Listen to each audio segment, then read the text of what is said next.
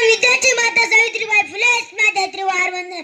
आदरणीय व्यासपीठ, गुरुजन वर्ग, माझ्या बालमित्र आणि गावातील उपस्थित तमाम नागरिकांना मराठवाडा मुक्ती संग्राम दिनाच्या कोटी कोटी शुभेच्छा.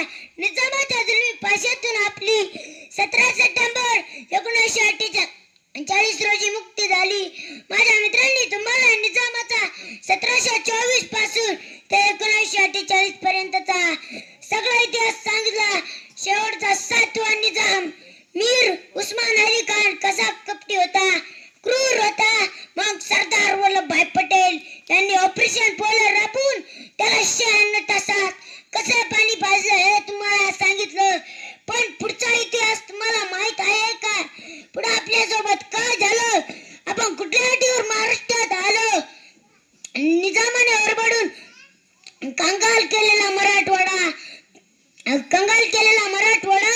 आपल्याला काहीतरी सुधारणा मिळतील, आपला विकास होईल या आशेने महाराष्ट्रात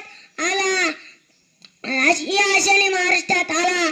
पण काय भेटलं माझ्या मराठवाड्यावर? नुसतं अन्याय झालाय माझ्या मराठवाड्यावर. अन्यायाचा दुसरा नाव म्हणजेच मराठवाडा झालाय.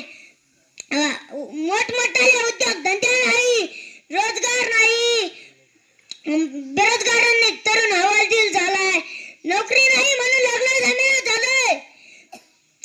तुम्ही कापूस आयात करता, तूर आयात करता, सोयाबीन आयात करता. मग या बेरोजगार पोरांसाठी दुसऱ्या देशातून परिकरी आयात करा, तेवढं पुण्य लागेल तुम्हाला. अरे कुठं नेऊन ठेवलाय माझा मराठवाडा? आम्हाला तुमच्याकडून काहीच अपेक्षा नाही, फक्त माझ्या मायबाप शेतकऱ्याच्या कापसाला सोयाबीनला हमी भाव द्या, लाडक्या बहिणीला पैसे देण्यापेक्षा तिला संरक्षण द्या, अत्याचार करणाऱ्या नरधमाला भर चौकात फाशी द्या. तरच तुम्ही शिवाचे खरे मावळे. तुमच्याकडून मुलींचं महिलांचं रक्षण होत नसेल तर तुम्ही माझ्या मराठवाड्याचं काय भलं करणार?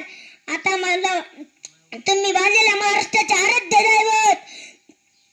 दैवत छत्रपती शिवरायांचा पुतळा 6 महिन्यात कोसळला तर तुमच्या त्याने चांगलं होईना, तर तुम्ही माझ्या मराठवाड्याचं काय भलं करणार?